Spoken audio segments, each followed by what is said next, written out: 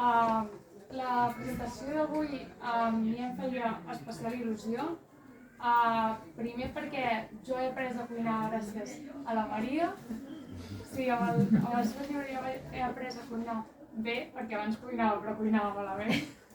I la Laia va ser profe del meu germà a una escola de cuina. I llavors a mi em semblava molt interessant que dues cuineres, a més tan avançades a la cuina tradicional, perquè la Maria fa una defensa bel·ligerant. Sí, de la cuina tradicional, i la Laia just havia publicat aquest llibre, El d'esmorzars de forquilla, i doncs em sembla estupendo que estiguin aquí. Jo, abans de deixar en Joan, que en Joan ha vingut a fer de moderador, abans de deixar-lo parlar amb ell, jo vull explicar una anècdota. Perquè aquest llibre, a mi...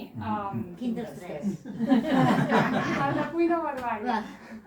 Me'l va regalar el que fins fa poc era la meva ciutat, que vivíem a Barcelona fa 2 anys, i me'l va regalar, se'l va trobar en una llibreria, va dir, doncs mira, així comencem a cuinar bé i ens comencem a cuidar també. I llavors vam descobrir tot un món. Doncs començarem a fer fricandons cada dia i menjarem carn d'olla els caps de setmana. Va ser fantàstic. Què va passar? Que nosaltres ens vam mig obsessionar i vam mirar alguns vídeos de Maria, d'algunes entrevistes, i hi havia una entrevista, era una presentació, en què ella deia que les famílies el que haurien de fer, en comptes de menjar tanta carn i aquestes coses, que haurien d'anar a una cooperativa i comprar-se 30 quilos de fesols i llavors anar tirant amb això durant tot l'any. Què va passar? Que jo vaig pensar, ostres, 30 quilos de fesols són massa, en comprarem 25.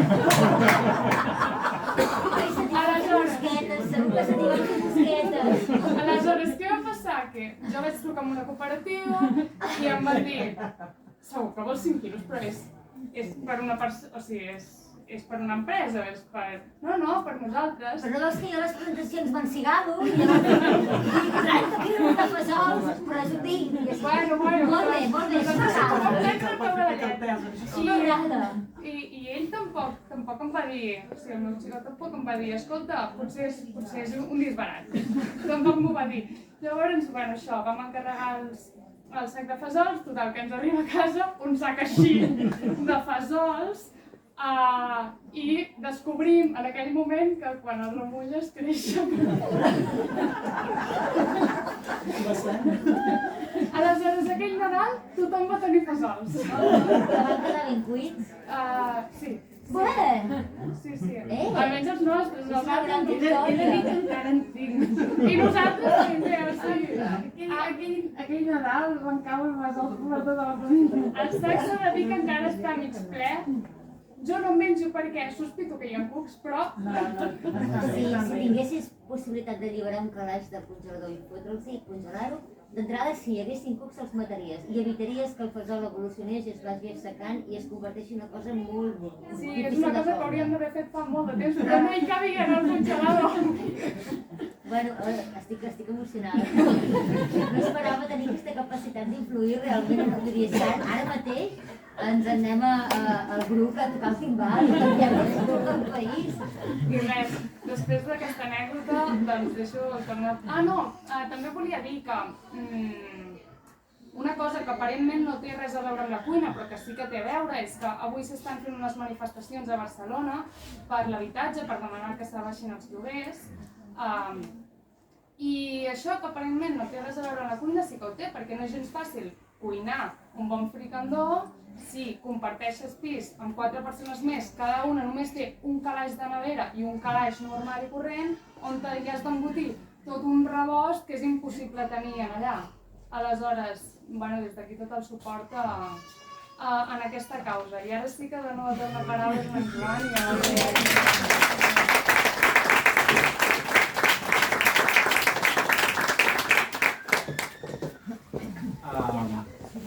Bé, és un plaer tenir-vos a totes dues aquí.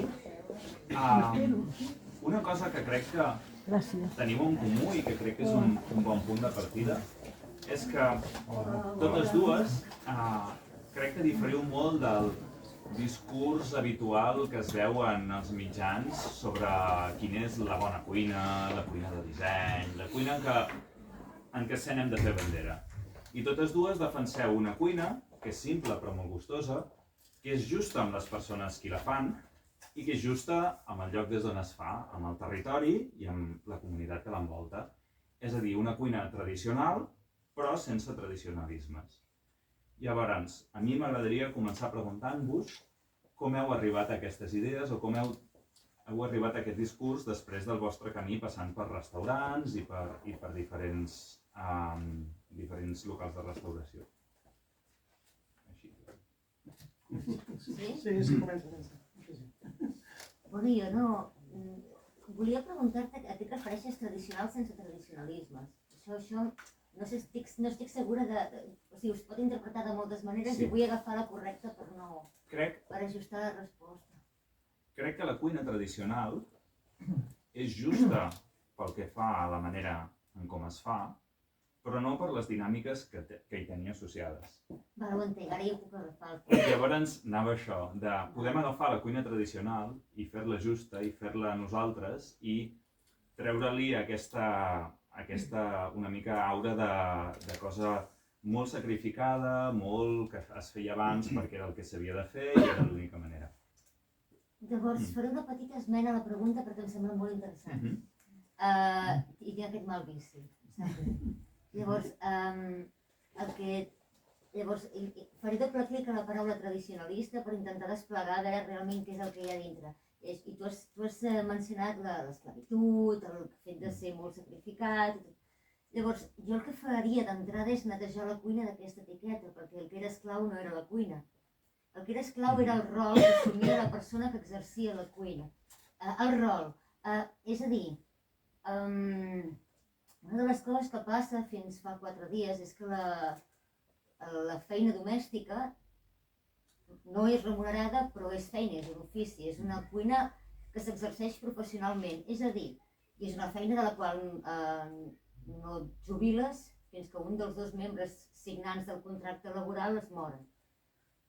És a dir, el matrimoni clàssic funciona com una aliança empresarial, és a dir, és la fusió de 2 llinatges, de 2 famílies, mitjançant el vincle del matrimoni, on pot haver-hi o no amor, és a dir, jo estic parlant del que és el pacte, un contracte civil, un contracte que es signa entre 2 parts, que es comprometen a mantenir els 2 patrimonis units perquè després amb la mort dels hereus això no es dispersi, i aquest patrimoni hi vagi a parar a l'església o a l'estat o on sigui, i aquest patrimoni passi el que hereva, el que és hereu del cognom patern. Per això, llavors, aquesta fusió empresarial d'aquests 2 patrimonis, dit de matrimoni, els 2 sotasignants d'aquest pacte, d'aquest contracte, assumeixen una sèrie de clàusules que, per alguna estranya raó, no es negocien mai abans de signar-se.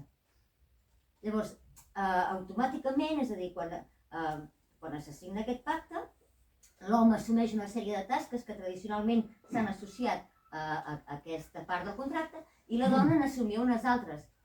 Però eren unes tasques que no eren voluntàries, no eren discutides, no eren raonades. És a dir, quan 2, l'hereu i la pubilla o qui fos, deia, ens casarem, no esperaven abans de casar i dir, com ho repartim? Qui s'encarregarà dels nens? Qui s'encarregarà de cosir? Qui s'encarregarà de fer el dinar? Qui s'encarregarà... Això no es discutia. Això per defecte anava repartit, sota cavall o rei. Una cosa o una altra cosa. La feina de la dona era parir fills, sobretot que fossin mascles. Per què? Perquè ells heretaven les terres amb el cognom i les femelles servien per col·laborar amb les tasques de la casa, de manera que l'imperi, com una empresa, anés creixent. Pot ser que algú s'ofengui, però els fets sobre paper són aquests. Després la retòrica i el relat que es construeix al voltant inclou moltes coses, però en termes pràctics, un contracte matrimonial era aquest. Llavors, la cuina no és cap esclavitud, la cuina és una caixa d'eines, una disciplina que et dona solucions als éssers humans a l'hora d'alimentar-se. És a dir, la cuina és la capacitat de resoldre l'equació què faig amb això que tinc, en base al temps de què disposo i les boques que tinc per alimentar. I com ho faig per solucionar-ho avui i si pot ser no comprometre menjar demà? Perquè si jo tinc 10 euros i em gasto els 10 euros en dinar avui, demà no dinaré. Però si tinc 10 euros, queden 3 dies per cobrar a final de mes i en gasto 2 avui, 2 demà, 2 demà passat i en guardo 2, el que pugui passar, tot anirà bé. Llavors les dones gestionaven els diners que entraven a casa. I això vol dir des de donar a menjar als porcs fins a matar els conills, fins a cuinar sabent quan serà la propera vegada que entraran calés a casa. Vull dir, ella gestionava, feia de CEO de l'empresa i decidia fins on arribaven els diners que portava l'home a casa, fos un obrer industrial, a les colònies del Ter del Llobregat, fos l'amo del mas.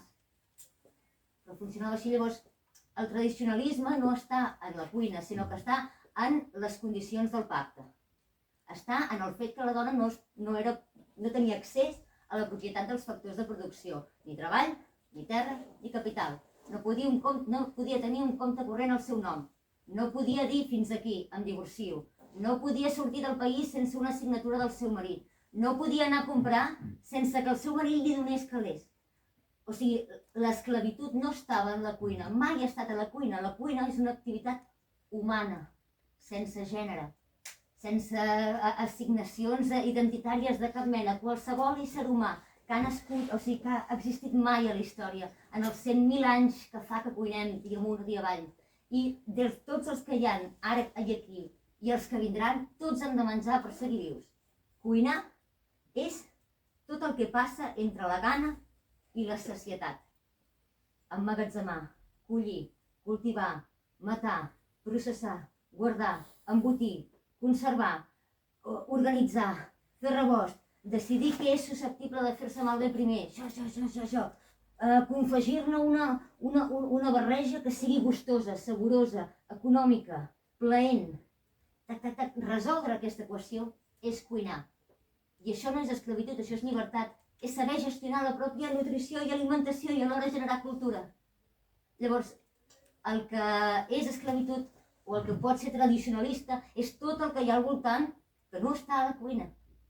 La cuina és la llibertat de poder agafar la gran indústria gentrificadora i dir-li: jo haig de menjar pinso que tu em produeixes amb unes condicions X, vinguts de no sé on i patrocinat pel fons de no sé on, generant feina precària, no. Jo tinc naps, tinc cols, tinc una mica de xai, tinc 4 llesques de pernil que van sobrar d'abans d'ahir, tinc una mica de cansalada, tinc la verdura de l'olla, passadeta per la paella, a la vida ho hem fet. La llibertat real està en la possibilitat de dir que no. Sigui el marit, sigui l'amo, sigui l'empresa, sigui l'Ajuntament, sigui qui sigui. I la cuina, saber cuinar, et dona la possibilitat de dir que no a l'Antonio o al Susun Corda. Vull dir que, perdona, serà el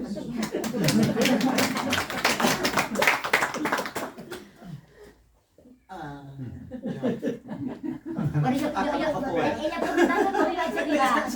Ella preguntava com hi vaig arribar. Jo vaig néixer així. Ja està, vaig néixer així. Ostres, jo no aniré a tan social, Em sap greu, és que... No. Però sempre m'empatollo, vaig per... no sé, surt així. Ostres, jo estic d'acord amb tot el que ha dit, o sigui, sí, evidentment. La meva passió per la cuina i per la cuina tradicional a mi sí que em ve molt de casa, del que he viscut a casa meva i de la relació que hi ha hagut amb el menjar a casa. I sí que comparteixo el que diu la Maria, que, ostres, ha sigut la dona a la cuina i en el moment en què la dona entra al mercat laboral segurament queda un buit, perquè la societat ens ha portat això, doncs el que dèiem, no? Les dones eren les que cuinaven, perquè en aquest pacte no escrito, la dona... Sí, a vegades sí, però la dona li tocava cuinar i en algun moment es pot semblar que sigui una esclavitud, però ostres, no, cuinar pot cuinar tothom. Jo a casa meva, la meva vivència ha sigut una mica diferent. A casa meva qui cuinava era el meu pare. Al meu pare li encantava cuinar, també s'ha de dir que d'una manera una mica difícil cuinava els caps de setmana perquè entre setmana treballava, estava fora, no sé quantos, i la seva manera de relaxar-se el cap de setmana era anem al mercat, anem a buscar aquell producte no sé on, després ho cuinem, després ho disfrutem. I fins llavors jo vinc d'una família on el meu pare i la meva mare treballaven els dos fora de casa ja, però després la cuina sempre ha sigut molt compartida. Llavors no he viscut mai com aquesta sensació de la cuina és una esclavitud, sinó que ha sigut sempre un factor com molt cohesionador. A casa meva les coses importants sempre han passat a la cuina. La reunió estava a la cuina, et llevaves al matí, et portaves a la cuina, primer al lavabo, quan rentar els serrasens, després anar a la cuina, i les coses passaven a la cuina. Les coses passaven a la cuina i ja està. Llavors ha sigut el que a mi sempre m'ha tirat cap a... No ho he vist com un factor que m'excloés, no? I no he viscut mai com, ostres, Laia, no et fiquis a la cuina perquè és tirar enrere. Per mi no ho és. És veritat que després, amb els anys, donant en el món laboral, he entrat en el món laboral de la cuina des de molt joveneta, i jo sempre he treballat amb homes.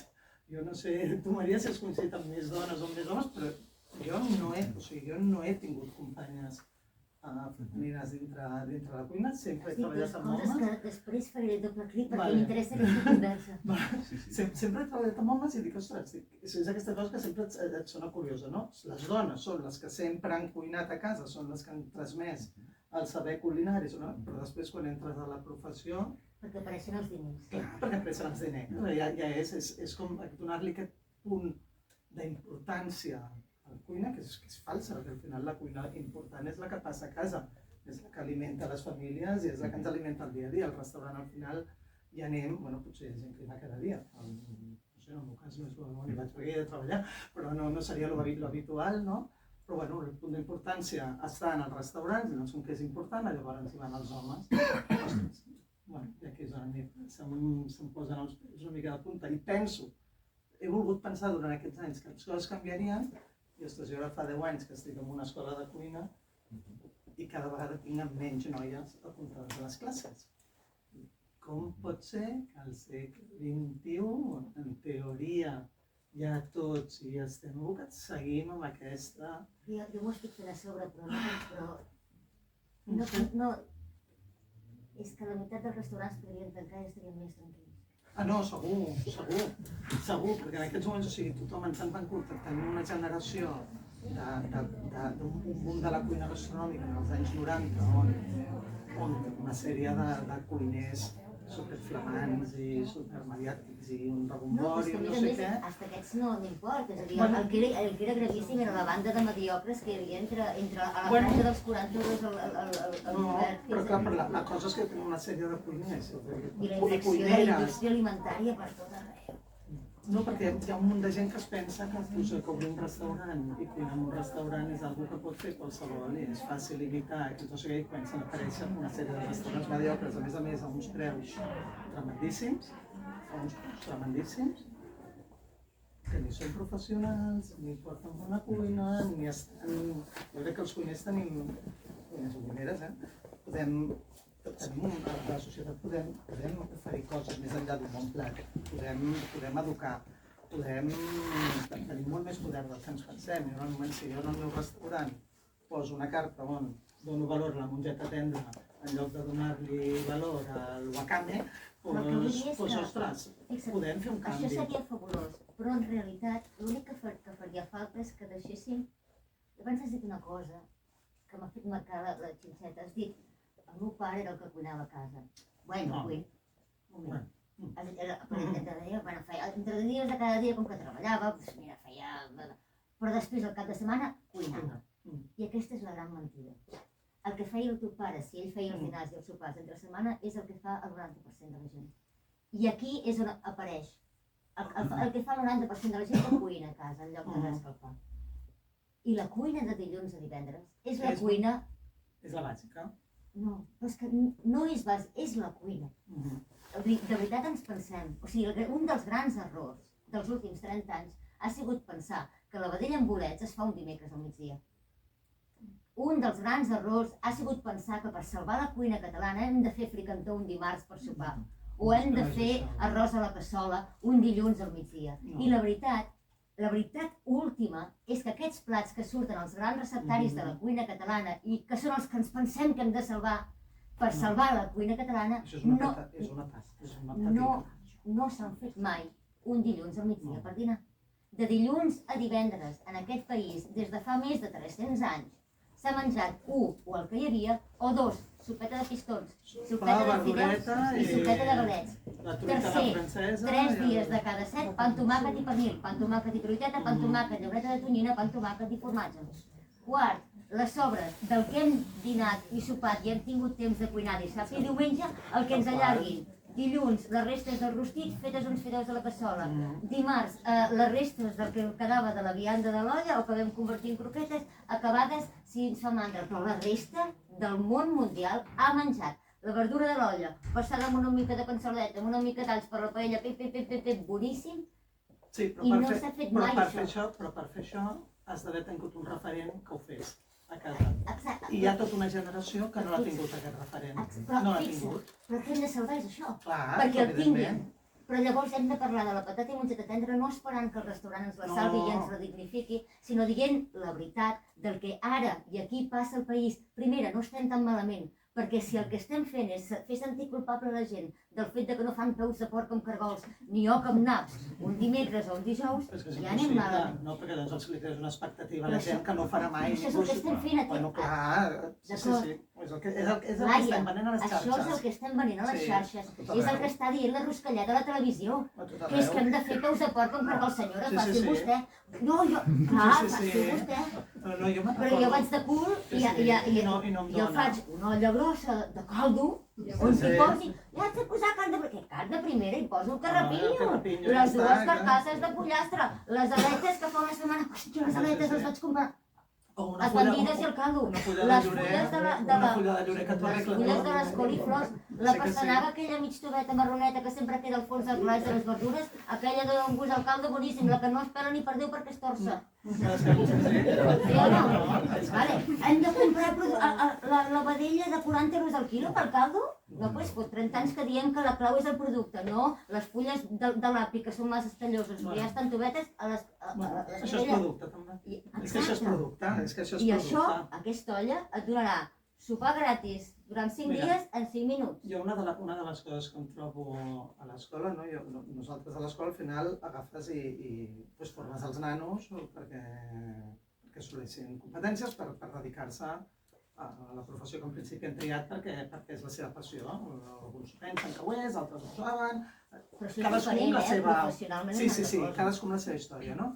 Però tu, per aprendre a ser un cuiner o una cuinera professional, has d'entendre coses molt més bàsiques, com això, primer, que és una pastanaga i d'on surt una pastanaga, i aprendre que si la recepta et diu que posis tomàquet, i tu ara no tens tomàquet, o els tomàquets et diuen que és un tomate ras de no sé què, i tu a la nevera tens un tomàquet que és més verd, doncs has de tenir capacitat per aquest tomàquet que és més verd, fer el que sigui perquè la recepta et surti, poder manipular, conèixer suficientment els aliments com per poder aconseguir el que vulguis amb ells, no?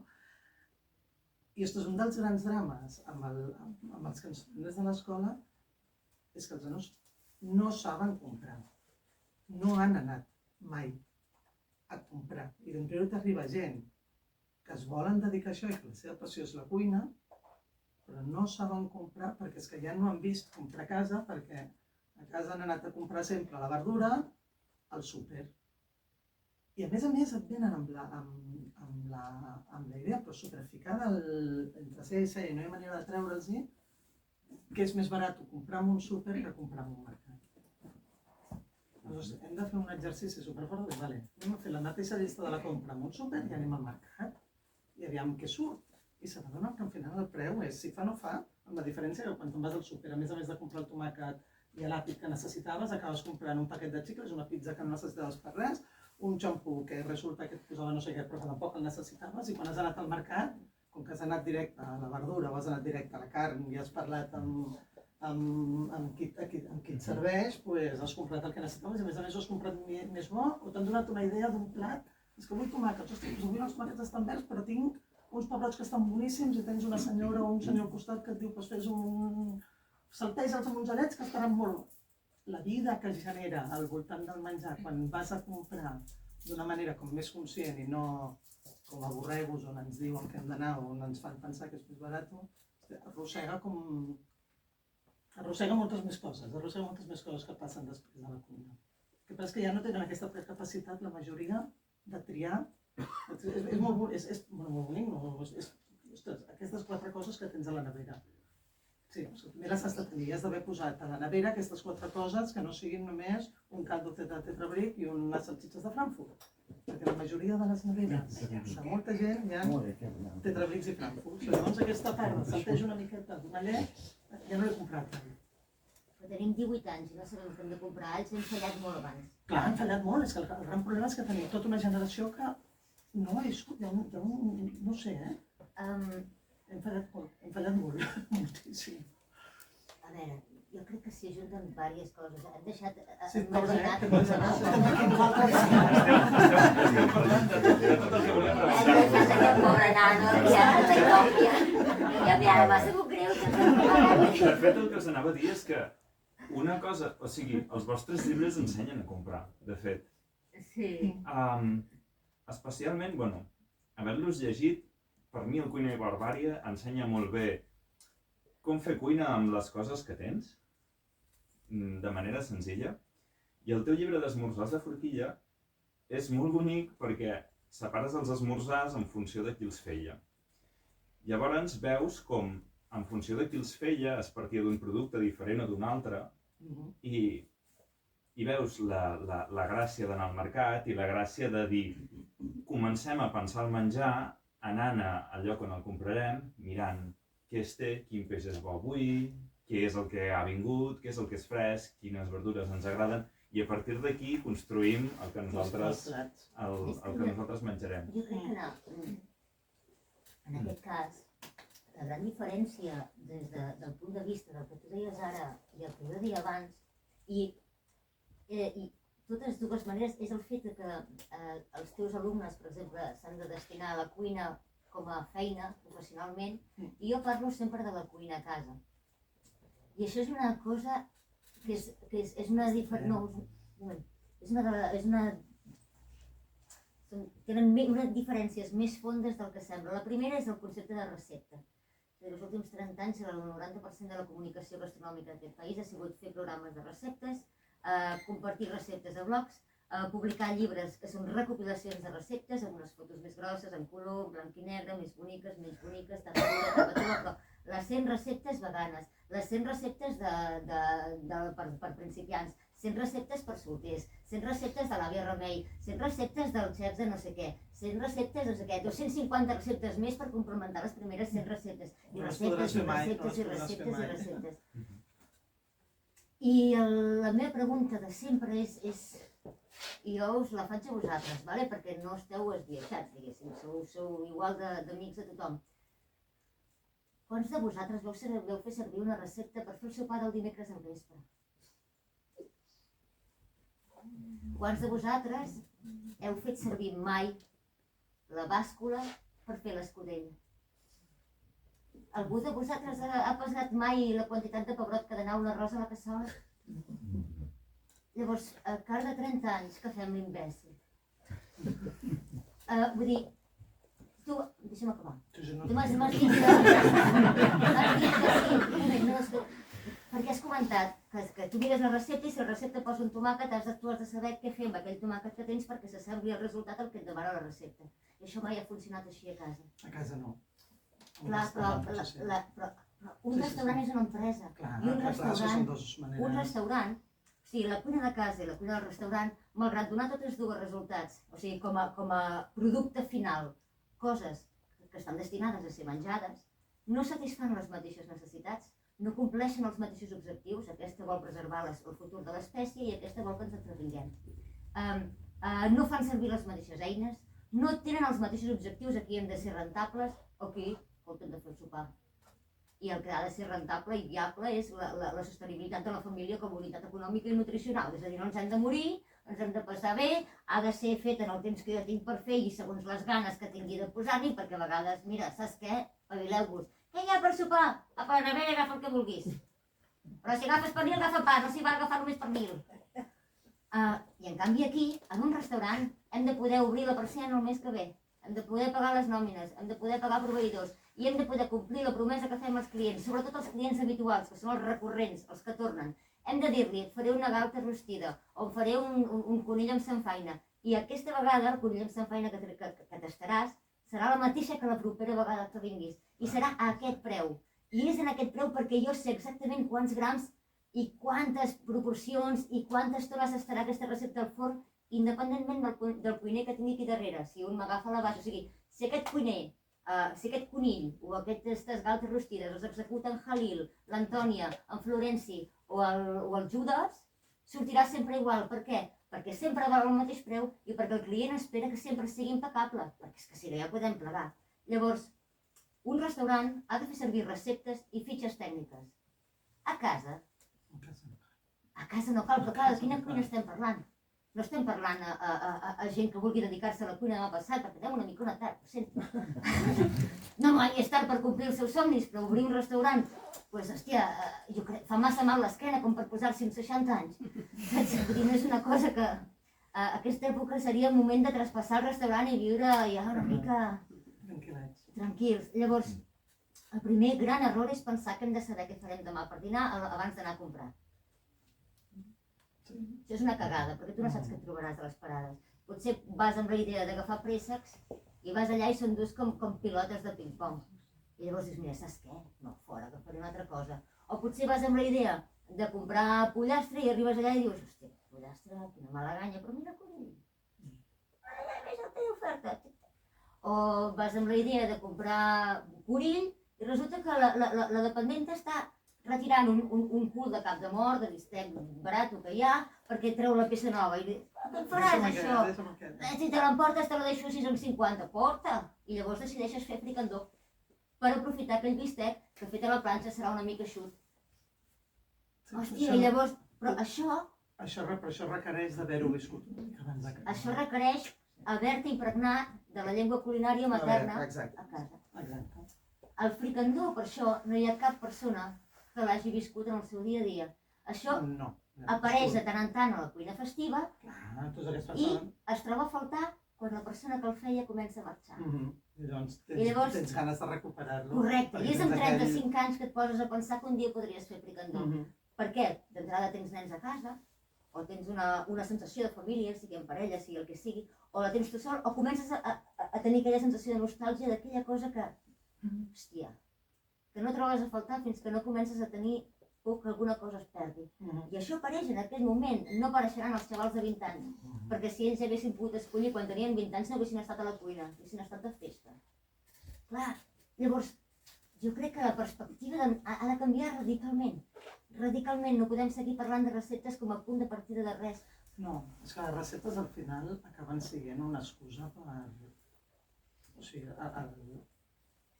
i ara torno al terreny d'una escola, no? Al terreny del moment en què transmets com aprendre a cuinar quan vas a un lloc més o menys reglat, no?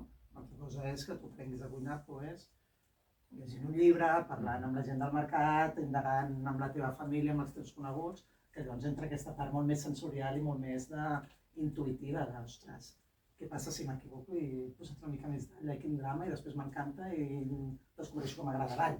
I aquestes coses les vas fent per prova i error i van sortint i vas aprenent. Però quan ja vas a mirar-ho d'una manera una mica més reglada, crec que el gran error, i estic totalment d'acord amb tu, és el de pensar només en la recepta. O sigui, al final les receptes no haurien de ser més que meres guies per donar-me marge a mi a equivocar-me, a canviar i posar més o menys tomàquet o decidir que, escolta, a mi aquí m'estan dient que hi posi una picada d'avellanes i jo tinc ametlles i quin drama és, hi poso ametlles o no hi poso picada perquè no tindràs per fer la picada. Però sí, la gent hauria d'acabar sent capaç de tenir prou eines intuïtives com per aquestes receptes que ens semblen tan marcades siguin una mera guia per començar-les a tonejar. M'has dit que al final, mirant-lo de tonejar cotxes no m'agrada gens. Cadascú té els seus gustos, però tonejar receptes és el millor del món, però no es pots tonejar quan tens un cert... Quan t'has equivocat diverses vegades en escollir un ingredient o un altre, és jugar, al final és jugar i perdre una miqueta la por. Però sí que és veritat que portem molts anys amb una sèrie, ara amb xarxes socials, però fa 20 anys eren els programes que hi havia a la televisió on la cuina que se'ns transmetia semblava que si no eres a Ferran Adrià o eres la Carme Rostelleda no et podies posar a la cuina. Me'n recordo el programa de cuines de TV3 de principis dels 2000. Que anaven venint cuiners Ara van venir els cuiners, aquelles receptes impossibles de fer, eren impossibles. Jo era de la professió i ara com que no ho veig, perquè no em dóna temps de veure-ho, sincerament. No ho sé, però jo sí que me'n recordo que alguna vegada havia vist l'Arguiñano, que ens deia, ostres, l'Arguiñano, i l'Arguiñano em va ensenyar a pelar una ceba. A mi l'Arguiñano em va ensenyar a pelar una ceba. Em va ensenyar a pelar una ceba, perquè el tio agafava, pum, i no passa nada. Cortes i la peles així, no cal estar amb el torneador, no sé què, no? Que a vegades és la cuina que ens han ensenyat que ha de ser tot molt rígid, molt, si no ho fas bé, si la foto no queda perfecta. Però és que clar, No pot estàs ser, és parlant de impossible. fotos, les iaies no Clar, tenen no fotos. tenen de fotos. O sigui, hem fet un salt. tots els camins possibles, menys el d'agafar el telèfon, trucar a la iaia i dir-li, iaia, vinga a dinar amb tu, a Sí, veure a veure com ho abans, fas. a veure com ho A fas. veure com ho fas. Hem provat, o sigui, tenim un món que fa 40 anys, o sigui, tenim les catedrals, és a dir, les receptes existeixen no perquè siguin el punt de partida de res, és a dir, la recepta de ara diré la vedella amb bolets, perquè m'ha vingut per dir, la vedella amb bolets està escrita perquè ja feia molt temps que molta gent la feia i algú va decidir que era important donar-li un lloc en una pàgina de paper. En un moment del temps històric en què el paper era car, la tinta era cara i només tenia temps d'escriure assegut algú que tenia molt de poder en algun monestir o en alguna institució gairebé aristocràtica. Però les receptes s'escriuen quan fa molt temps que la realitat pugna per manifestar-se, és a dir, ja es feia vedella amb bolets. I quan una cosa és notòria i es considera que és important, llavors passa als llibres. Nosaltres, i la vedella amb bolets, o el fricandó, o la sopa de ceba, o la sopa de farigola, o els peus de porc amb naps, o l'oc amb salsa fins, han anat passant i traspuant a través de generacions de gent que no sabia llegir ni escriure. I cuinaven de collons i cuinen de collons, i saben fer mongetes guisades, llenties estofades, i pitipim, i pitipam, i les escudelletes, i els bunyols de bacallà, i els crespells, i això és gent que ho ha après a anar fent, i per osmosi, i per contagi. Llavors, els últims 40 anys ho hem provat tot, i ens hem empatollat a explicar tot, a teoritzar i a compartir. I ves que no ens falti encara publicar un altre llibre de receptes, a veure si aquest sí que funciona. A veure, ara mateix qualsevol recepta la tens gratis a un cop de clic en el mòbil. És a dir, ho hem fet tot menys anar a casa de la iaia. I tenim un problema gravíssim de joves desconnectats, desarrelats, perduts i alienats en un món que va molt de pressa i de iaios que es moren a les residències i a casa de fàstic i que se senten sols. Hòstia santa, fem un curtcircuit aquí. No? Mataríem tants pardals d'un tret i amb aquests pardals quedaríem uns arrossos de collons. No, però ho hem provat tot, excepte el que és més natural, més orgànic i l'única cosa que requereix és menjar-se una mica en l'orgull i ja està, i tornar a casa o agafar un dia el telèfon i trucar a la Sara i dir, mira, he provat 10 vegades de fer focats amb ceba i no tinc manera. Em queden durs, em queda la ceba s'enganxa, no em queda amb aquell... o em queden com àcids, no sé què. Vine i el pròxim cop ho fem. Saps el que seria? Que la gent de 30 anys, en lloc de mirar Instagram, en lloc de mirar Reels, en lloc d'estar mirant el Masterchef, o en lloc d'estar mirant el Cuines, aquella estona que dura el Cuines, que és al migdia, vagin a dinar a casa la iaia, hòstia, vés i menys amb ella, i veus què fas. No és que qualsevol cosa que no sigui aquesta, tan òbvia, tan bona, tan bonica i tan barata, no l'entenc. No la puc entendre. Bueno, el que passa és que jo crec que també és veritat que tenim... Perquè els restaurants n'importen zero, Vull dir... En el sentit... No, en el sentit... Una mica sí que m'agraden. Sí, però fixa't, ens salvaran la cuina tradicional catalana, els restaurants ens la faran més cara i més inaccessible. Els restaurants ara mateix no ens crec. No estan Em sap greu dir-ho, però no ens salvaran la cuina catalana. La cuina catalana s'ha de salvar a casa. S'ha de salvar a casa. De centrar els esforços allà on estem morint. El que passa és que és veritat que crec que anem, i no vull ser pessimista, però crec que anem una mica tard. no? No sé. Jo veig que ara hi ha d'àvies que cuinaven, que de No vegades... sabem cuina. Fantàstic. Només hem d'esperar. Aguanteu-me 10 anys. Al passar. No, però és veritat que hi haurà un moment que aquestes àvies que cuinen deixaran de cuinar perquè es faran grans. I les filles i els fills d'aquestes àvies ja no han cuinat a casa i els seus fills, que ara deuen tenir 20, 20 i pico, Quan ja no tinguin sé si han 30, cuinat. tindran fills. Sí, I no podran seguir menjant merda. clar. Perquè quan tens fills no pots seguir però menjant merda. on estaran les àvies aquestes? A l'altre cantó del telèfon. Per això els dic que Esperem que aguanteu 10 encara anys. siguin, per això et dic que anem Són una mica 10 tard, anys. estem Són com, 10 anys. o sigui, 10 anys. estem en el limbo de Aguanteu. no perdre-ho. No passa res. També és veritat que hi ha un moment on atacar això i crec que s'està desaprofitant i aquí jo sempre he defensat que a les escoles es podria fer coses i entenent que a les escoles hi ha molta gent que diu que a les escoles hi hauria d'haver-hi una assignatura que fos cuina, jo no sé si tant cuina, no sé si cuina, Quina cuina? Qui Clar, decideix què per fer? això, El pèsol negre del Berguedà? no és tant una assignatura d'aprendre a cuinar, sinó d'aprendre l'aliment en general, d'aprendre a anar al mercat, anar a veure d'on surten els productes, anar al Ho proveïdor. han de fer els pares, ho pot fer el teu Sí, pare amb tu. però el meu pare ho va fer. Per què tens fills, si no? Bueno, perquè és que hi ha molts pares que això ja no ho han viscut. Aquí és on vaig jo. Hi ha una generació pont que no estic segura que hagin tingut el referent ja a casa. Estem parlant de la generació que va ser... Estem parlant de la generació que ara que té tenia 30 30 i pico. Que ara té 30 i pico. Els que ara tenen 30 i Els pico. fills dels que tenien 30 anys als 90. Els fills dels que tenien... No, una miqueta més... Els que 30 estan anys als tenint... 80. Els que tenien 30 anys als 80... Ja pareu, que ja estaven... No, és igual, hi ha tota una generació. Als anys 70, posem als anys 60, la dona s'incorpora al mercat laboral. Vale. En massa, als 80, la majoria, recordo jo quan era petita, la majoria de famílies de la meva escola, tant pare com mare, treballaven fora de casa. Però hi havia un tercer element.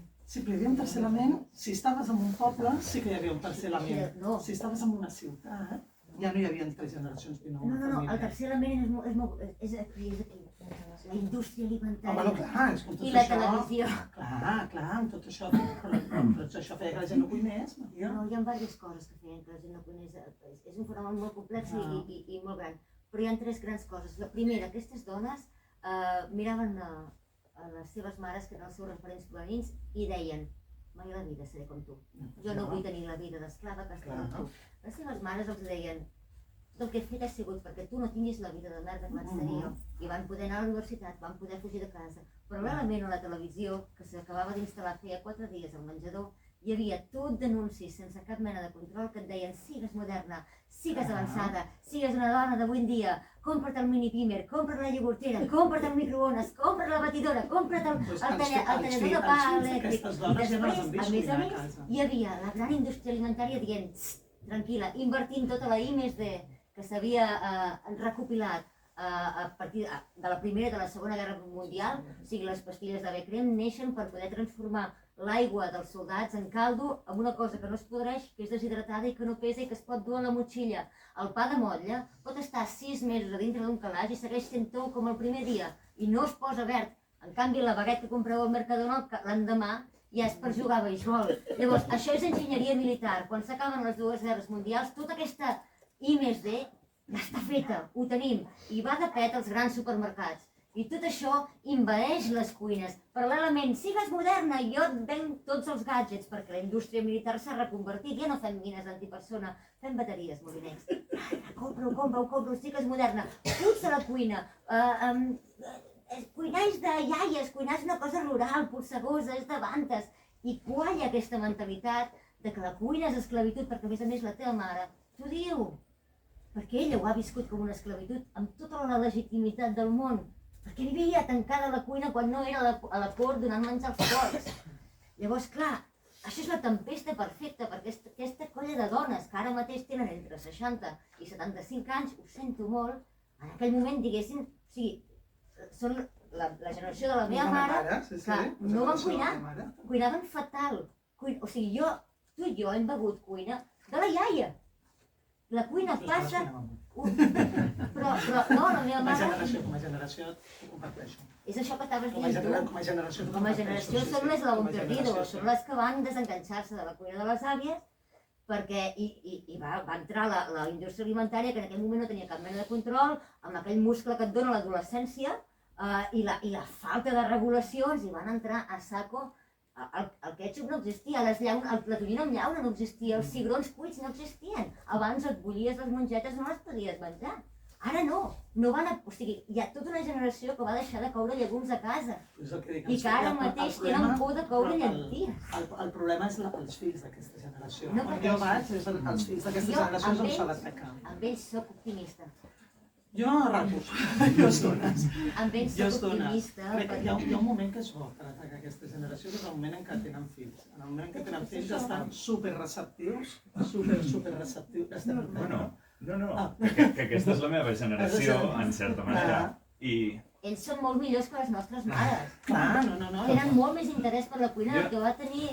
O sigui, això, o sigui, no sé si som millors que ningú, però el que sí que és veritat és que a través de les xarxes molt sovint s'associa el fet de cuinar-se per un mateix amb una certa manera de cuidar-se. A més, per mi la cuina té un component ideològic bastant fort i intentant cuinar com es feia abans o cuinant de manera més tradicional es pren una cuina més lligada a la terra, amb més justícia social realment. I jo crec que a través d'això la cuina es recupera la bona manera de cuinar. Almenys, parlant per mi, jo no tinc fills, ni gaires perspectives de tenir-ne,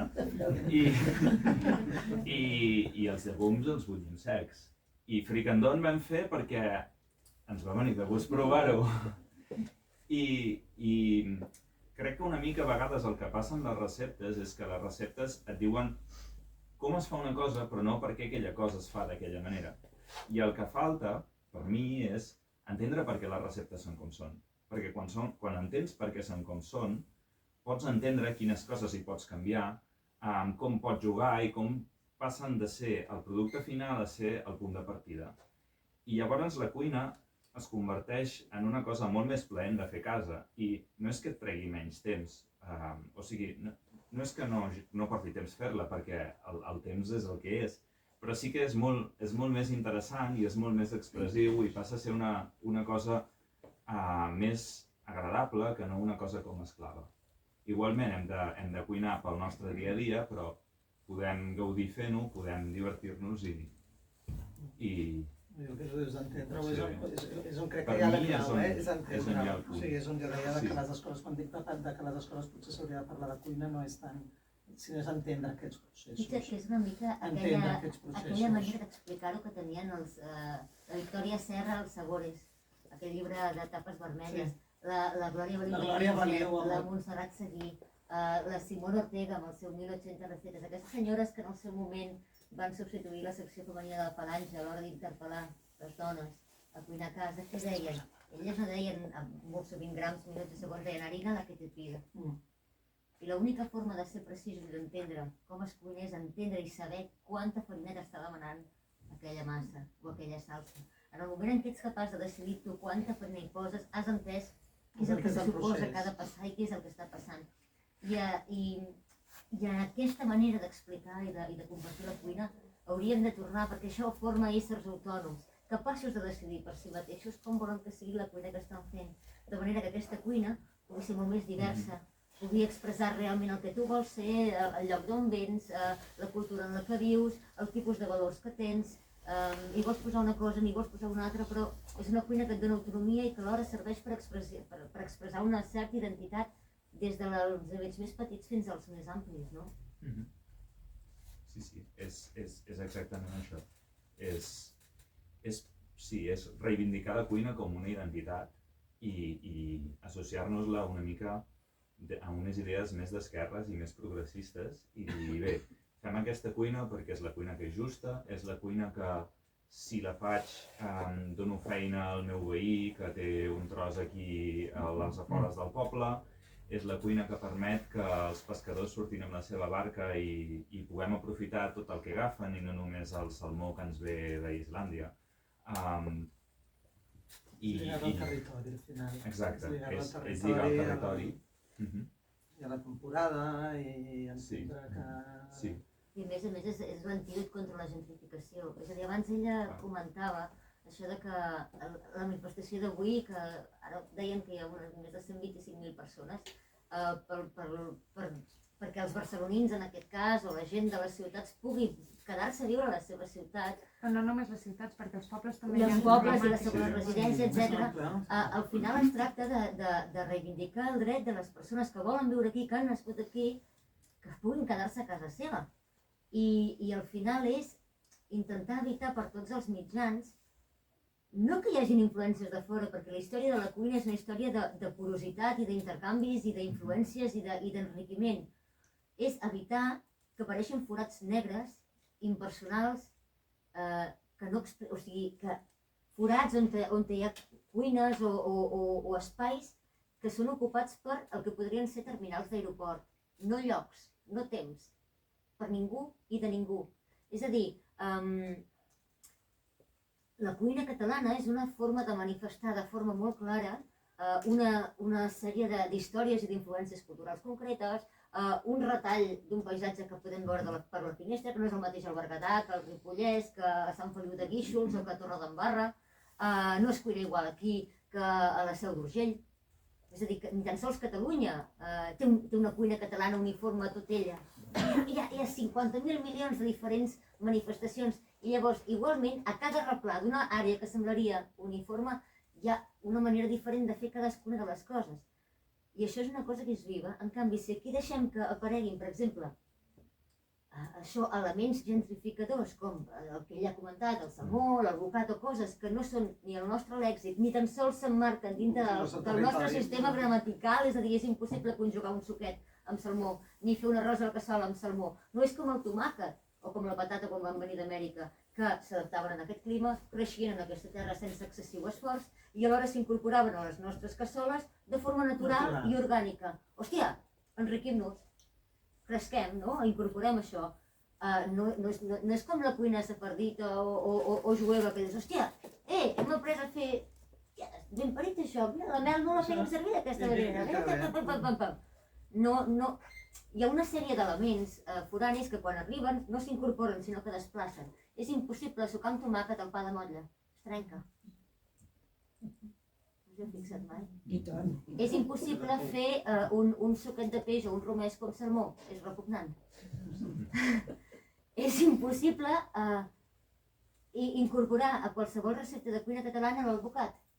És impossible tampoc cultivar-lo aquí, perquè l'únic que necessitaríem per poder-ho fer seria desmantellar les begudes de soja que estan assecant els aqüífers del Montseny i instal·lar-hi plantes de fabricació d'alvocat. Per tenir el mateix drama. Per tenir el mateix Per tenir el mateix drama. Llavors, també hi ha una gentrificació gastronòmica i culinària i en part, jo considero que allò que diu, bueno, això és molt bíblic, és molt messiànic, el rotllo de Sant Pau, de pels seus fruits els reconeixereu, la carta de Sant Pau als Corintis, ho sento, venim d'on venim i tenim la formació i els referents culturals que tenim, no?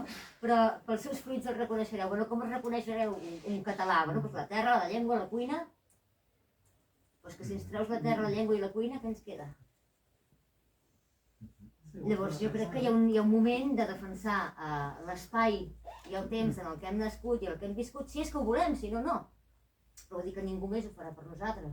Llavors hi ha un factor d'això, d'ocupar tot l'espai i el temps que tenim en català no a tope. A fer suquets, a fer cosetes, a fer escudelletes. Si cal sopar sopa de pistons 3 vegades per setmana, jo encantada la vida, no hi ha res més bo.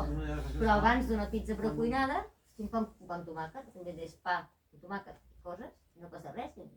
Com cada 15 dies fas la pizza, treus el gossanillo i fora. Ja està, sí, i veiem que no passa res per un dia prendre's una pizza, benvinguda sigui. Però bueno, una bona truita a la francesa et soluciona... Sempre està bé.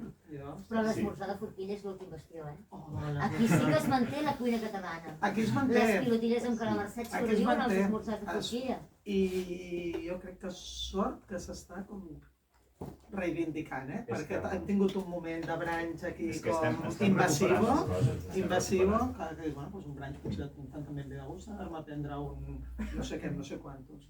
Però si l'esmorzar de forquilla pot... És veritat que ha canviat, els esmorzars de forquilla abans tenien una arrel com molt necessària. L'esmorzar era fort perquè venies de treballar, o perquè venies de la barca, o perquè venies del tros i venies amb gana i t'havies llevat a les 5 del matí per treballar i tocava menjar més d'hora. Ara... I sempre solia ser la vianda de l'olla, no hi havia fricandó per esmorzar. No, el fricandó era els esmorzars aquests més De restaurant. de restaurant, els esmorzars més de diumenge, els burgesos, no? Sí. L'esmorzar burgès on hi havia a la fonda bona El de del Granollers, poble. el de Pla i el de... Allà es feia el fricandó i hi havia les forces vives de la ciutat que anaven a prendre's aquell, però els de la barca eren les 4 coses que no havien vengut amb els 2 tomàquets que tenien allà i una ceba i tot sortia de la mateixa olla, no hi ha plats amb 5 passos on després ajuntis 22 coses. És una olla i entra i surt. No. Això és No has de fer- meravellós. Això és Sí, és la meravellós com gràcia. ho planteges. Clar, Això és meravellós. Està, no has d'embrutar 20... És que no puc cuinar perquè em falta, no tinc la Thermomix i no tinc el no sé què. No sé, necessites una cassola. Necessites una cassola. Prou, no... O sigui, hauríem de ser capaços de poder fer plats meravellosos, i quan dic plats meravellosos és una mongeta amb patates. Una mongeta amb patates pot ser un plat meravellós.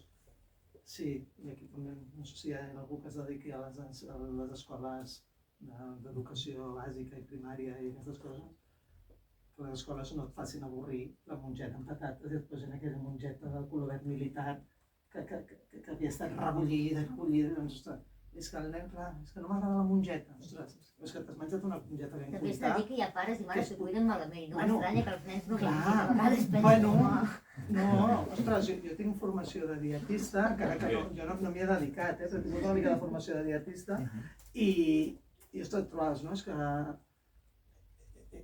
heu de cuinar a casa i a vegades deien, no, doncs un caldo, un brou casolà. I segons qui deies, ostres, quasi que millor que el vagis a comprar, perquè és que si el fas com l'estàs fent no m'estranya que el nen no t'agafi pes, perquè és que això que estàs fent és immenjable, o sigui, falta aquest punt de... Ostres, que si jo no m'ho puc menjar... O bueno, pares que estaven allà barallant-se perquè el nen es mengés la verdura i la mongeta mentre el pare estava al costat amb una pizza, així de grat, però és que el nen ha de menjar sa, però l'exemple que li estava donant la família era jo em menjo la pizza davant de la tele i tu, nen, ho veus, però tu et faig menjar sentat a la taula la mongeta bullida, que a més te l'he bullit malament. Doncs estic allà. I va fent així traient fils. I va traient fils i dius, home... I va fent com s'arroll, pobre fill, perquè no el renyin amb anant passant a glops d'aigua. Aquí està. I quan no mira ningú se'n fot una cullerada a la butxaca, tots són tot això. La part bona de tot plegat és que per passar d'aquesta realitat que estàveu comentant al final a una cuina molt més plena i molt més agradable, un bon pas és llegir els vostres llibres. Perquè si alguna cosa fan és transmetre aquest gaudir, transmetre aquestes ganes de fer el millor que es pugui amb allò que es tingui i defensar les coses com s'han fet una mica sempre, però permetent que cadascú faci la seva. Si us sembla bé, si algú té alguna pregunta. Després de tanta estona xerrant. Jo tinc una pregunta. No, però digues tu primer. No hi haurà matemàtiques, receptes matemàtiques, però hi haurà discrecionalment dient pues, 2 cuits de pollastre, o 3. Diguem, en aquesta recepta, en aquests llibres hi ha alguna recepta tècnica, una fitxa tècnica que he criticat per aquí. No, li dic que són útils pels restaurants, Sí, però perquè a casa no es en aquests llibres hi ha o no n'hi ha? Sí, bueno. sí, jo crec que en els 3 hi ha. Sí, tant en el vermell i en el verd les receptes hi són, però hi són com a... Hem d'imaginar amb un taparrabos o ganivet entre les dents i al mig de la jungla. Són una mica d'explorar noves maneres d'explicar la cuina, fugint de la recepta clàssica, tradicional, que per mi ha demostrat no funcionar a casa. O sigui, els llibres de receptes o els llibres de cuina ara mateix són el gènere de llibres de no ficció més venuts al món. Ja no només a Espanya, sinó a tot el món. Fa un mes i mig estàvem en una ponència a la Universitat de Barcelona, a la Facultat de Medicina, hi va venir el líder, el cap editorial del grup Planeta, i ens va donar xifres, vaig quedar acollonida. Són els més venuts, estem parlant de 335 milions d'euros anuals, de mitjana només a Catalunya, a Espanya, però alhora, això llibres de cuina, només el 18% de llibres de cuina que es compren, es regalen i s'adquireixen un cop arribat a casa, només un 18% es fulleja més de 2 vegades després de 5 dies d'haver-lo comprat. És a dir, els llibres de cuina en aquest país, els últims 40 anys, han satisfet la necessitat de fer un regal a la persona a qui no saps què regalar. Perquè quedes bé, perquè són llampants, són de tapadura, tenen fotografies i sempre fan il·lusió. Però no han satisfet la necessitat d'ajudar la gent a cuinar a casa. No han sigut útils. Els que fem, o sigui, la gent que té una mica d'interès i en tenen 10 o 12, a vegades en tenen 20, n'hi ha 2 que estan tacats i malmesos per l'ús. 2 que anem a buscar sempre. 2 o 3 que tenen aquella recepta, aquella pàgina doblegada que és la que no falla i l'única que en realitat has provat mai, perquè ningú s'ha llegit les 200 receptes que hi ha a cadascun dels llibres. És més, és molt difícil que algú mai n'hagi fet una seguint el peu de la lletra, perquè cada cop que poso deixar 40 minuts en remull, al cap de 15 minuts diem, mira, ja està. Llavors, en els 2 llibres, i suposo que en el teu hi ha receptes, però jo el que he d'aclarir és que les receptes que hi ha unes quantes, són experiments. És agafar el lector i dir-li, acompanya'm. I en alguns casos és ficar-lo dintre del cos de la persona que està tallant alguna cosa i descriure-li les sensacions dels dits mentre talles una ceba d'aquesta manera o d'aquesta altra. En altres moments és intentar explorar com es fa una truita de patates quan tens artritis o dolor a l'espatlla o et fallen els canells i no tens força per girar-les. En altres moments, o sigui, es tracta d'explorar com podem ajudar de veritat o com podem explicar-ho d'una forma que pugui arribar a ser útil. Hi ha diferents maneres, és a dir, serà per receptaris de paelles, d'arrossos o d'arrossos a la cassola. Bueno, doncs jo crec que l'única recepta que faltava és la única interessant, que és la de l'arrossada popular. Llavors, per exemple, en aquest cas, les receptes i les quantitats hi són indicatives, però primer t'ensenyo a fer un foc i quina llenya hauries de triar, quines bombones de butà no van bé i quant arròs i quant pebrot necessites aproximadament per 400 persones. Perquè si no és així, no cal més receptes d'arròs. En aquest cas, vull dir, hi són, però no són normals. No, sí, no, yo la pregunta ya acabo de seguida. Yo es que estaba pensando en la filosofía. Yo soy profesor de filosofía y m'agrada una mica llegir llibres raros d'aquestos. I també hi ha molts llibres de recepta filosòfica. Són els llibres d'autoajuda, que també es deuen vendre un porro. Els llibres d'autoajuda filosòfica, clar, en el fons són filosofia, però en forma receptari. I clar, jo, a veure, un llibre d'autoajuda que ha transformat una idea de Marco Aureli en unes receptes, t'has aixecat pel matí i el primer que has de fer és pensar que aprofitaràs el dia i que a la nit has d'escriure els llibres. No, realment no funciona molt bé. Jo prefereixo que m'expliquin la filosofia de Marco Aureli. I espero que suposo que per aquí una mica estàs... No ho sé, vull dir que penso que hi són, però no són normals. Per mi, havent-los llegit, el que els fa diferents és que les receptes són invitacions a provar-les i a canviar-les i són el punt de partida més que no la cosa tancada de dir anem a fer això i no sortís. No, jo en el meu cas m'ho vaig plantejar, jo quan vaig començar a escriure'l, a més sí que, bueno, al principi era un receptari, vull dir, no receptari d'esmorzars de porquina, amb la qual la recepta hi ha de ser, però sí que em vaig estar plantejant molt, poso quantitats o no poso quantitats, no? Perquè si vas a llegir llibres de cuina més tradicional, no posen quantitats, es posa una mica d'arròs, agafa una ceba, però una ceba així, ja donen per fet que la gent ja ha viscut més la cuina i té aquesta capacitat d'improvisar. Doncs jo el vaig començar a escriure així, sí que parlant amb l'editorial, potser hem de donar una miqueta més d'indicacions perquè potser qui agafi el llibre a la mà i en aquest cas està comprant un receptari on va buscar receptes d'esmorzars de forquilla necessitarà una miqueta més de guia. Però sempre el que sí que vaig intentar era que fos una guia, o sigui, encara que sí que poso gramatges, a l'explicació anterior és molt, ostres, això a la barca els pescadors no pesaven, si posaven una ceba o 2. Llavors és com invitar, és una invitació a dir, vale, això és una guia, però és una guia. A partir d'aquí, sisplau, equivoca't i fes la teva, i fes que aquesta recepta al final no és la recepta del suquet del llibre de no sé qui. acabi sent el teu suquet perquè t'has fet teu. Crec que aquí és on la màgia de la cuina és una mica això, que ens puguem fer nostres cada una de les receptes o cada un dels llegats que ens van arribar en culinaris. Sí, bona tarda. Al final, és molt curiós perquè amb el que tu estàs comentant avui, justament avui, fa una setmana o cosa així, un grup va anar a fer migues. I avui algú deia, però és que les migues van trigar 45 minuts a fer-se. I jo dic, ma mare fa les migues en... 0,3. Dic, les migues tradicionals era un plat de necessitat, amb la qual no, perquè clar, va posar tal, lo de 25 ingredients que acabes de dir, no? I vaig pensar, a veure, segur que deuen estar molt bones, però és un plat ja, has fet un plat de gastronomia, del bullir, i no unes migues de anem a agafar-nos tots, he portat una mica de pa, una ceba, uns trossos de bacon o de panceta, i aquí ens sentem i parlem amb un porró o una bota. A vegades volem començar la casa per la taulada. Jo me'n recordo quan devia ser l'any 2002, 2003, jo estava treballant ja en el restaurant, treballava, i recordo que em va venir un nano de pràctiques de l'escola i em fa una esferificació. Jo no havia vist esferificació. Quan vaig estudiar cuina, les esferificacions encara no es feien, no era...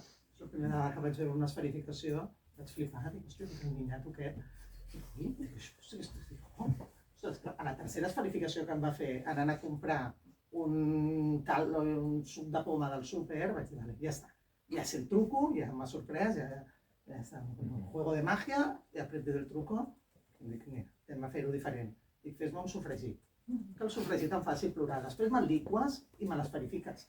Però comencem a fer un sofregit, no em serveix que comencem a esferificar, a fer espumes o a posar unes migues amb 40 ingredients si no entenc que la base de les migues al final és el pa, l'oli, l'all que hi havia per allà i si tinc una mica de cansalada, fiesta gorda, si no, sense cansalada. És una mica allò, és l'efecte sopa de pedres, no? Bueno, adiós el conte de la sopa de pedres. El fenomen de la sopa de pedres, bueno, farem sopa de pedres, l'aigua, les pedres... Una mica dolçat de pollatra. Ai, una mica, no hi quedarà malament una mica de fulla de cor. I al final una escudella de collons amb el gust de... La sopa de pedres és bona. Aquests contes populars haurien de tornar, Això també ajudaria una miqueta. Cesc Coix va fer molt bé la nostra generació. Jo tenia una pregunta per tu, Laia, tot i que Maria, si vols posar cullerada també endavant. Abans heu parlat de com els homes en l'actualitat estan apropiats de la cuina perquè hi ha negoci pel mig. I, és a dir, nosaltres quan mirem els millors cuiners del món, tots són homes. Aleshores, tu ets professora d'una escola de cuina que la majoria dels teus alumnes no s'aniran segurament a restaurants tradicionals, sinó que s'aniran a restaurants d'alta gastronomia. Llavors, a mi m'interessava saber ideològicament tu com ho entens això, si hi estàs a favor, si hi estàs en contra, quins són els matisos de les coses que penses en aquest aspecte? És àmplia, però... Sí, primer, crec que postpandèmia ha canviat bastant el perfil de les expectatives que tenen els joves quan entren a l'escola de cuina, almenys a l'escola on em trobo jo. Sí que és evident que quan un noi o una noia jove venen a l'escola de cuina, doncs venen amb... Al final, els últims anys sembla que els cuiners són més mediàtics que els jugadors de futbol i tots veuen aquesta part que brilla, la purpurina de la cocina, no? I tots volen que tot brilli. Però ha canviat una mica, O sigui, abans de la pandèmia sí que tots anaven molt 3 estrelles, les estrelles, el no sé què, el pum. Postpandèmia la gent, hi ha hagut un canvi bastant bèstia de voler gaudir del teu temps lliure, de no anar-te'n a uns horaris horrorosos. I llavors sí que molts acabaran a alta cuina, però ja n'hi ha molts que m'estan demanant de dir, vale, jo vinc a l'escola per aprendre aquestes valls, és per entendre, però no sé què, però el meu futur passarà per tornar a cuina. Molts els envio de pràctiques, i els envies de pràctiques una miqueta en funció del que volen i de les seves aptituds i els criteris que siguin, doncs no s'aprofita aquestes pràctiques per anar anar-te'n al Noma, no sé on, i la majoria que van en aquests llocs, quan tornen, ostres, Laia, vale, ja està, ja ho he vist. Ajuda'm a trobar feina en un lloc perquè vull cuinar, vull sentir el xup-xup. O sigui, això que fa uns anys tots volien aquestes falses elits, perquè al final això de les elits és una mica així, ens estan tornant a reivindicar el xup-xup, el cuinar i el que hagi més sentit. Doncs aquí hi ha un canvi. I en el cas de les noies, ostres, és un tema que em té bastant despistada, perquè també postpandèmia hi ha un canvi bastant pronunciat en els horaris, en la gent ja no vol... La nostra generació suposo que és el mateix que et va passar a tu. Si no treballaves 16 hores al dia, era com que no eres un bon cocinero. Jo faig 16 hores al dia, era com, ostres, que kawaii, no? I pillo, faig dobles torns, però després no me'n vaig a casa perquè aprofito per no sé què. I era com, això és com, semblava que era el que et donava valor. M'horroritzava, sempre m'ha horroritzat, però a l'entorn et portava això, no? Si no feies 16 hores, et passaves el doble torn i era com que eres un cocinero de segunda, no podies ser un cuiner professional perquè no... I això està canviant, no? Les noies, que tampoc és una cosa que entenguin gaire, però que semblava que no tiraven endavant en aquesta professió, no ressaltaven tant a la professió, perquè socialment ens han dit que hem de criar els fills, hem de no sé què, llavors si estem en un restaurant con un doble turno no podrem cuidar la família, aquestes coses que ens han anat com ficant en calçador, no agafaven aquesta professió per això, però ara s'està com democratitzant bastant els horaris i les noies segueixen sense voler-hi entrar. I no sé, em té despistada perquè realment la quantitat de noies que es matriculen va a la baixa. Es matriculen totes a pastisseria. Tampoc entenc, perquè després si et mires els pastissers que tenen nom i no sé què, també són nois. Però les noies se'n van a pastisseria i els nois se'ns apunten a cuinar. Les noies se troben molt soles a la cuina, perquè la cuina, quan entres en les cuines gairebé... Sí, però al final, quan entres en una cuina, perquè crec que això passa en qualsevol professió, tu quan et poses la teva jaquetilla, et poses la teva jaqueta blanca, et poses el teu davantal, i al final m'és igual treballar amb un noi que una noia. Al final la feina és, tots som igual de capaços de fer-la, i tot, doncs jo no m'he sentit mai sola en una cuina, no sé, no... Al final tu vas a cuinar i vas a treballar i t'hauria de ser igual, no sé si és una no ho sé. No tinc la resposta. No tinc la resposta perquè no soc un. No sé si tu la tens, però no la tinc. Potser en uns quants anys en el futur ho veurem més clar. Esperem-ho, perquè al final la sensibilitat per cuinar la tenim igual, nois i noies. Cuinar és algo absolutament captivant. Ho deia la Maria al principi, no? Transformar els aliments per menjar-los ho pot fer qualsevol. No és una qüestió absolutament de gènere.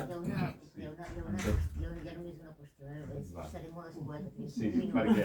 Sí, un minut... No, ho tallem aquí, però hi ha una... O sigui, tu has parlat d'entrada els que tenen més visibilitat són els de l'alta cuina o els dels congressos gastronòmics. Sí, estic parlant de la fotografia, del que brillen. Perquè a la gamma mitja hi ha dones, hi ha moltes. Moltíssimes. I, per exemple, els menjadors escolars estan plens de dones. Les cuines de residències estan plenes de dones. Les cuines d'hospitals estan plenes de dones. Les col·lectivitats i els càterings estan plens de dones. Perquè és que ja som molt elitistes i classistes quan fem judicis sobre si hi ha dones o no hi ha dones a la cuina. Estem relegant a segona categoria el 70% dels treballadors de cuina professionals d'aquest país. I d'entrada les col·lectivitats han d'estar dintre de la conversa. Per què? En part, els hotels de 3 estrelles i de 4 estrelles estan plens de dones a les cuines. Una de les coses que passa és que els que estan a dalt de tot, si tu vols, a dalt d'una cosa que no és a dalt, que és en un cantó i en un producte molt reduït i que surten a la tele o el que sigui, o als diaris, clar, això estem parlant de l'elit i sí que hi ha d'haver un esforç extra i tal. Clar, la pregunta, sempre és la mateixa, no? Qui anirà a buscar els nens a l'escola un dia, un dimarts, quan truquin a 2:45 del migdia, que el nen té febre i se l'ha d'anar a buscar a la llar d'infants? El dia que aquesta pregunta es No s'hagi de negociï fer. abans de tenir els fills, hi haurà una distribució més equitativa a totes les franges laborals de tots els oficis de tot el país, siguin quins siguin. Però ja et dic, que no hi hagi dones a les cuines és mentida. Les cuines de col·lectivitat estan plenes de dones. I en aquest cas era contestada perquè ella em preguntava exactament per l'escola, no? I al final vas a una escola...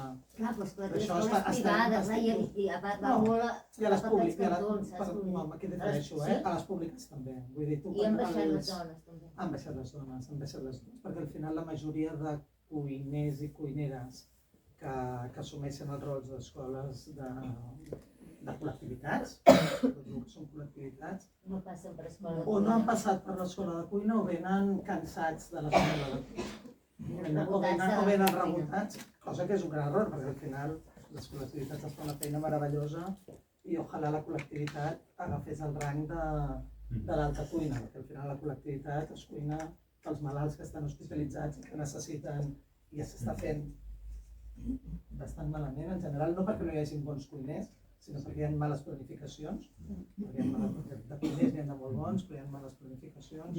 La feina del menjador escolar és molt important per aquesta part d'educar les criatures en el menjar, i aquí hi ha una feina molt important a fer, que a vegades no hem sabut transmetre a la gent jove que és important i que aquí hi ha molta feina a fer. És una pena.